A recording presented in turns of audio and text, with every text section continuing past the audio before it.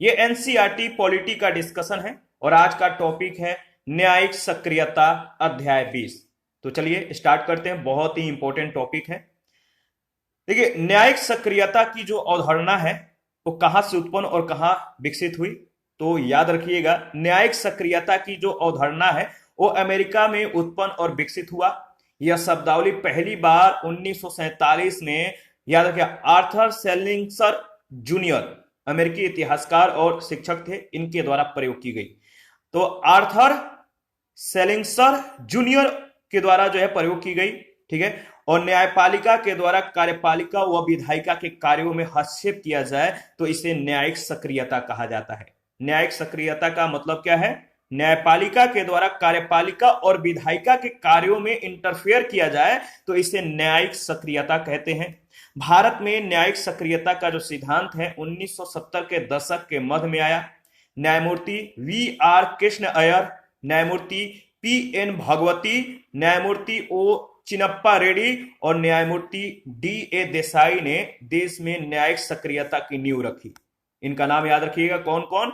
तो न्यायमूर्ति we are Krishna Iyer, न्यायमूर्ति पी एन भगवती, न्यायमूर्ति ओ चिन्नप्पा रेड्डी और न्यायमूर्ति डी ए देसाई ने देश में न्यायिक सक्रियता की नींव रखी।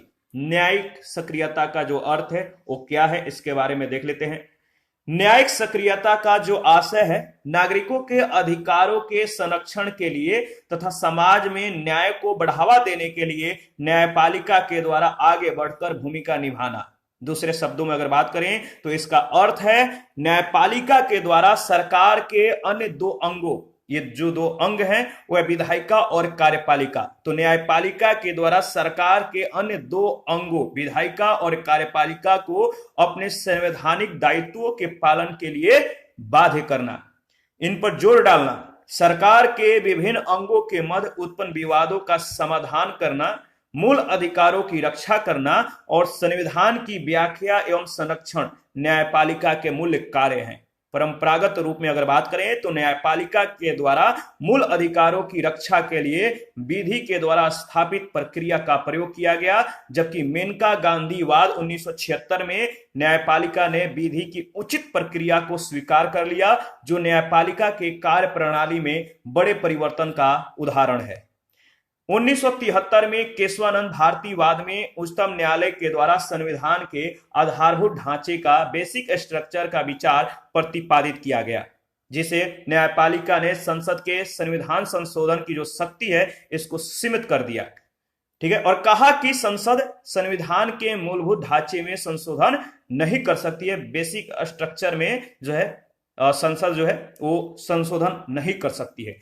1980 के दशक से, कब से? 1980 के दशक से भारत की न्यायिक प्रणाली में एक महत्वपूर्ण सकारात्मक परिवर्तन देखा गया।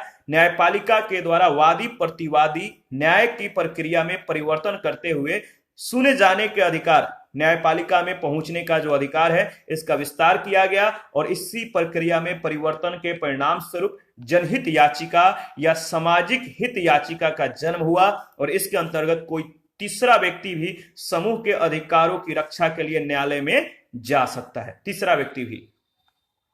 देखिए, इसके बाद अगर बात करें तो न्यायिक सक्रियता की जो अवधारणा है जनहित याचिका की अवधारणा से निकटता से जुड़ी हुई है, ठीक है, और सर्वोच्च न्यायालय की न्यायिक सक्रियता के कारण जनहित याचिकाओं की संख्या बढ़ गई है। दूसरे शब्दों में अगर बात करें तो जो पीआईएल है, जनहित याचिका जो है वो न्यायिक सक्रियता का परिणाम है।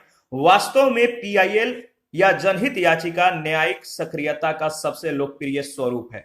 न्यायिक सक्रियता का जो औचित्य है इसके बारे में चर्चा कर लेते हैं। देखिए, डॉक्टर बीएल वधेरा के अनुसार अगर बात किया जाए, किसके अनुसार? डॉक्टर बीएल वधेरा, इनके अनुसार अगर बात किया जाए तो नागरिक अपने अधिकारों और आजादी के लिए न्यायपालिका की ओर देखते हैं। जब इनके अधिकार और आजादी की जो बात आती है तो इनका रुख कहां होता है? न्यायपालिका की ओर। तो न्यायपालिका की ओर ये अपना रुख करते हैं और न्यायपालिका पर जो पीड़ित है, न्यायपालिका पर क्या होता है? परिणाम स्वरूप न्यायपालिका पर पीड़ित जनता को आगे बढ़कर मदद पहुंचाने का भारी दबाव होता है। तो न्यायपालिका पर किस तरह का दबाव होता है? तो पीड़ित जनता, जो जनता पीड़ित है, इनको आगे बढ़कर मदद पहुंचाने का जो है न्यायपालिका पर भारी दबाव होता है। न्यायिक उत्साह यानी न्यायाधीश भी बदलते समय के समाज सुधार में भागीदार जो है बनना चाहते हैं। तो न्यायिक उत्साह यानी न्यायाधीश भी बदलते समय के समाज सुधार में भागीदार बनना चाहते हैं। इससे जनहित याचिकाओं को हस्तक्षेप के अधिकार के अंतर्गत जो है प्रोत्साहन मिलता है। विधायी निर्वात, अगर बात करें तो विधायी निर्वात ऐसे कई क्षेत्र हो सकते हैं जहां विधानों का अभाव है, इसीलिए न्यायालय पर ही यह जिम्मेदारी आ जाती है कि वह परिवर्तित सामाजिक जो जरूरत है, सामाजिक जो नीड है, इन सामाजिक जरूरतों के हिसाब से विधायन का कार्य करे। प्रसिद्ध संविधानविद सुभाष कश्यप ने ऐसी कुछ मतलब कि आकस्मिकताओं की चर्चा की है। ये जो आकस्मिकताएं हैं वो क्या क्या है, देखिए इन पर चर्चा की गई। जब न्यायपालिका अपने समान क्षेत्राधिकार को लांघकर ऐसे क्षेत्र में दखल दे जो कि विधायिका या कार्यपालिका का क्षेत्र हो सकता है। जब विधायिका अपने उत्तरदायित्वों का निर्वहन करने में विफल हो गई हो।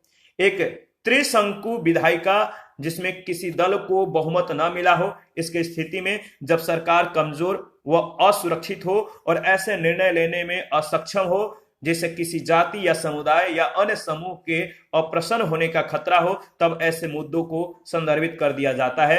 और जहां विधायिका और कार्यपालिका नागरिकों के मूल अधिकारों जैसे गरिमापूर्ण जीवन, स्वास्थ्यकर परिवेश का संरक्षण करने में विफल हो या कानून एवं प्रशासन को एक ईमानदार, कार्यकुशल एवं न्यायपूर्ण व्यवस्था देने में विफल हो।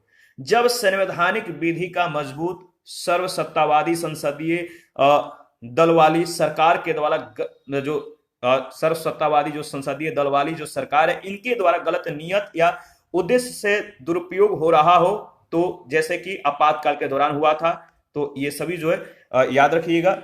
तो ये बहुत ज्यादा इंपॉर्टेंट है कि जो कह सकते हैं कि जो ऐसे कई क्षेत्र हो सकते हैं विधायिका निर्वात के जहां विधानों का अभाव है, और इसीलिए जो न्यायालय है इस पर यह जिम्मेदारी आ जाती है कि वह परिवर्तित सामाजिक जरूरतों के हिसाब से जो है विधायन का कार्य करे। और सुभाष कश्यप का जो मतलब कि जो आकस्मिकताओं की जो चर्चा है आप देख सकते हैं, इन्होंने किसके बारे में जो है चर्चा की, किस तरह से की। इसके बाद देखिए हमारा नेक्स्ट सेशन होगा जनहित याचिका।